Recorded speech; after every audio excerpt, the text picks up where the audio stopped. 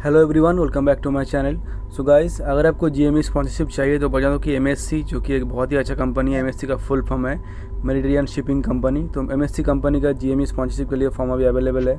Form fill up करने का देखिए लास्ट डेट, देखिए यहाँ पे लिखा हुआ है, देखिए लिखा हुआ है last date of exam registration 9 October 2024। तो आपके पास लगभग 1 महीना है ये फॉर्म फिलअप करने के लिए। तो मैं आपको इस वीडियो में दिखाऊंगा कि आप इसका फॉर्म कैसे फिलअप करेंगे, इनका एलिजिबिलिटी क्राइटेरिया क्या क्या है, इनका फिर आपका इनका सिलेक्शन प्रोसेस क्या क्या है, एग्ज़ाम क्या होता है, सीट बुकिंग कैसा है, इनका फ़ीस कैसा है, सब कुछ मैं बताऊंगा इसी वीडियो में। तो वीडियो स्टार्ट करने से पहले आपको बताऊंगा कि अगर आपको जीएमई स्पॉन्सरशिप के लिए स्टडी मटेरियल चाहिए, प्रीवियस क्वेश्चन चाहिए, सेकेंडरी टेस्ट क्वेश्चन चाहिए, इंटरव्यू टेस्ट क्वेश्चन चाहिए, तो आप मेरे डिस्क्रिप्शन सेक्शन आप चेक कर सकते हैं। मेरे डिस्क्रिप्शन में आपको कुछ लिंक मिल जाएगा एंड उस लिंक से आप स्टडी मटेरियल ले सकते हैं। तो देखिए मेरे डिस्क्रिप्शन में एमएससी का जो लिंक दिया हुआ है, तो आप जैसे उस लिंक पे क्लिक करेंगे तो आप पहुंच जाएंगे इस पेज पे। यहाँ पे जीएमई एंड ईटीओ दोनों के लिए दिया हुआ है। तो मैं ये जो वीडियो है स्पेशली जीएमई के लिए बना रहा हूँ, तो मैं इस पर जीएमई का ही बताऊँगा। देखिए लिखा हुआ है application are open for both male female candidate, मतलब मेल फीमेल दोनों ही इस पर ये फॉर्म फिल कर सकते हैं, ठीक है। और देखिए अभी रजिस्ट्रेशन के लिए देखिए स्टेप 1 में लिखा हुआ है click here for GME registration. तो आपको यहाँ पे क्लिक करना है, बट यहाँ पे क्लिक करने से पहले नीचे जो इन्फॉर्मेशन दिया हुआ है आपको जानना जरूरी है, ठीक है। और आपका एलिजिबिलिटी क्राइटेरिया जानने के लिए आप देखिए आपका ऑप्शन ए पे क्लिक करेंगे और देखिए लिखा हुआ है रजिस्ट्रेशन पे आपका फ़ीस है, एग्ज़ाम फ़ीस है 1000 रुपीज़ का एग्ज़ाम फ़ीस है। तो अभी अगर आपको जानना है कि आपका एलिजिबिलिटी का क्राइटेरिया क्या क्या है, तो आपको पहले यहाँ पे नंबर ए पे क्लिक करेंगे। फिर नंबर ए पे क्लिक करने के बाद फिर आपको मिल जाएगा कि इनका एलिजिबिलिटी क्राइटेरिया क्या क्या है। देखिए पीडीएफ डाउनलोड हो रहा है, देखिए अब ये खुल गया, ठीक है। यहाँ पे देखिए लिखा हुआ है यहाँ पे क्लियरली एज होना चाहिए 27 से come for GME candidate on 11 नवंबर 2024, मतलब 11 नवंबर को आपका एज 27 से कम होना चाहिए। And candidate has to have completed B या फिर बीटेक मैकेनिकल इंजीनियरिंग और mechanical and automation, mechanical and electronics, mechanical and automobile, और BTech in naval architecture and also और degree in naval architecture and ocean engineering and naval architecture and ship building are okay, ठीक है। तो ये में से कोई भी अगर आप कोर्स, अगर आप किसी भी स्ट्रीम पे बी या फिर बीटेक किए हैं तो आप ये फॉर्म फिलअप कर सकते हैं। और देखिए जो सेकंड क्राइटेरिया है इनका, मतलब नंबर 3 में जो क्राइटेरिया है, score greater than 60% in final year in BTech mechanical engineering course from AICTE approved college. और आपका फाइनल ईयर में 60% से ज़्यादा मार्क्स होना चाहिए। और देखिए आपका क्लास 10th या फिर 12th में आपका इंग्लिश में मिनिमम 50% मार्क्स होना चाहिए। एंड देखिए नंबर 5 देखिए, those who have already done GME course और BTech merit course are not eligible, मतलब अगर आप और कहीं किसी कॉलेज से जीएमई कोर्स या फिर BTech merit engineering course already करके, मतलब आप कर चुके हैं, उस टाइम पे आप फिर फॉर्म फिलअप नहीं कर सकते। फिर नंबर 6 देखिए, candidate will have to undergo medical test, मतलब आपको मेडिकल टेस्ट करना पड़ेगा। अगर आप मेडिकल टेस्ट फेल हो गए तो फिर अब कुछ नहीं हो सकता। नंबर 7 देखिए, selected candidates will have to undergo 1 year GME course from company approved institute. तो अगर आप एग्ज़ाम क्लियर कर पाएंगे, अगर आपको स्पॉन्सरशिप मिल जाता है, फिर एमएससी कंपनी से जो भी कॉलेज बोलेगा आपको उस कॉलेज से जाके जीएमई कोर्स करना पड़ेगा। और आपका नंबर 8 में जो लिखा हुआ है, आपका जो कोर्स का फ़ीस है आपको खुद पे करना पड़ेगा, जो कोर्स का फ़ीस है। नंबर 9 में देखिए, company will only give job sponsorship that is subject to successful completion of the course and candidate maintaining its medical fitness. तो देखिए कंपनी यहाँ पे श्योरिटी दे रहा है कि मतलब अगर आपका कोर्स सक्सेसफुली अगर आप कंप्लीट कर लेते हैं जीएमई कोर्स, अगर आप मेडिकली फिट रहते हैं तो फिर कंपनी आपको जॉब देगा। और नंबर 10 देखिए लिखा हुआ है, candidate should be an Indian national, तो आपको इंडियन होना चाहिए और आपके पास पासपोर्ट भी होना चाहिए एडमिशन के टाइम पे। अगर पासपोर्ट नहीं होगा तो फिर नहीं होगा।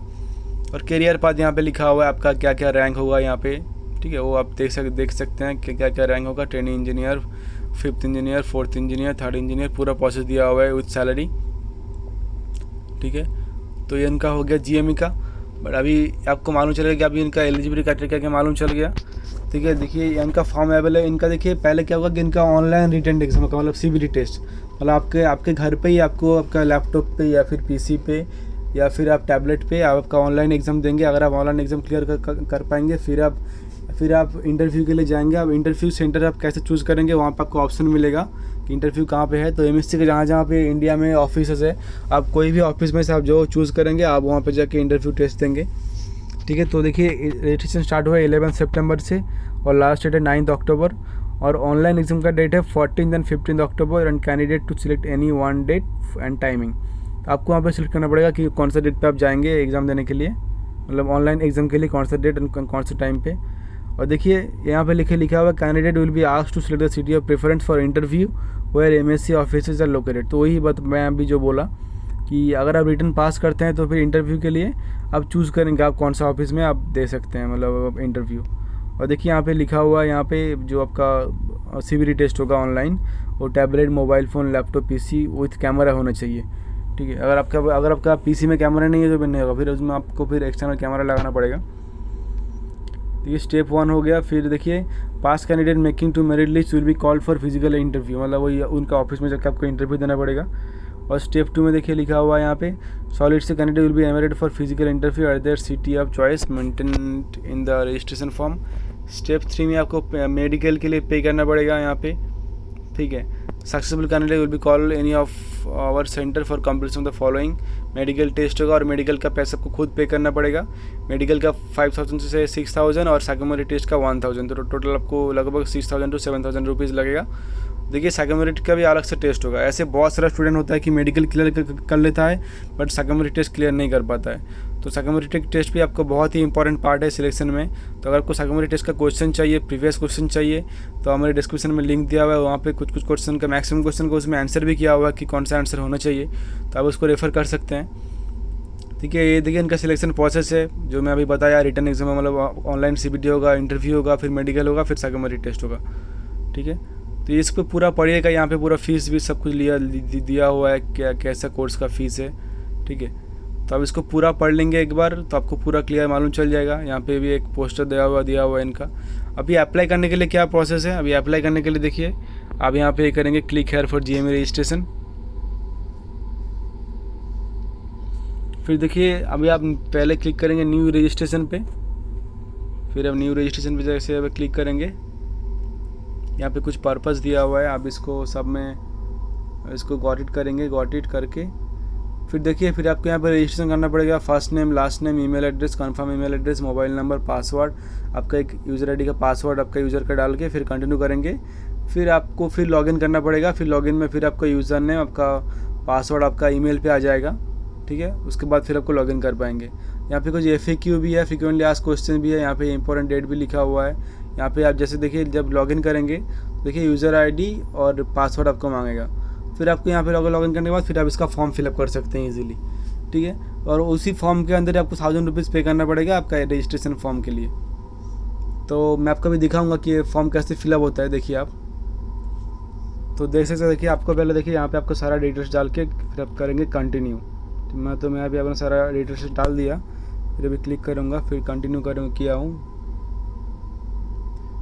फिर देखिए कंटिन्यू के बाद देखिए मेरे ईमेल आईडी पे देखिए एक OTP आया हुआ है। ठीक है, तो मुझे OTP डालना पड़ेगा, फिर कंटिन्यू करना पड़ेगा। तो मैं OTP डाल देता हूँ, फिर कंटिन्यू करके देखता हूँ क्या आता है। तो देखिए जो OTP देखिए यहाँ पे जो आया हुआ है, तो देखिए ऐसा मेल आएगा यहाँ पे 687683। तो ये OTP है, मैं OTP डाल देता हूँ उस फॉर्म में, फिर करता हूँ कंटिन्यू। ठीक है, तो अभी ये सबमिट हो जाएगा आई थिंक।